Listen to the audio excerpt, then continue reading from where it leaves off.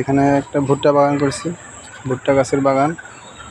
পাশে এখানে একটা বক্স আছে, এখানে মৌমাছিরা এখান থেকে ঢুকে সম্পূর্ণ প্রাকৃতিকভাবে এরা ফুল থেকে ফুলে গিয়ে মধু আহরণ করে।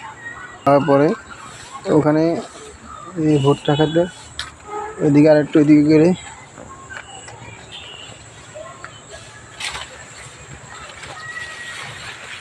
এই যে এখানে একটা বক্স আছে।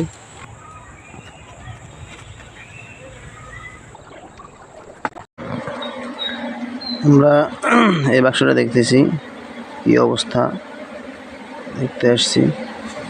এখানে দেখা যাইতেছে সেটা মধু হয়েছে।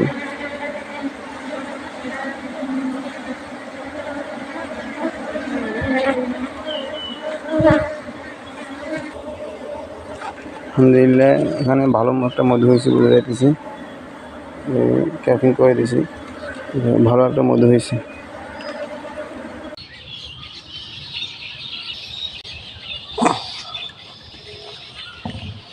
দুইটা বক্স থেকে এটুকু মধু পাইছি, যা পাইছি আলহামদুলিল্লাহ প্রায় 1 কেজির উপরে হবে মনে হয়।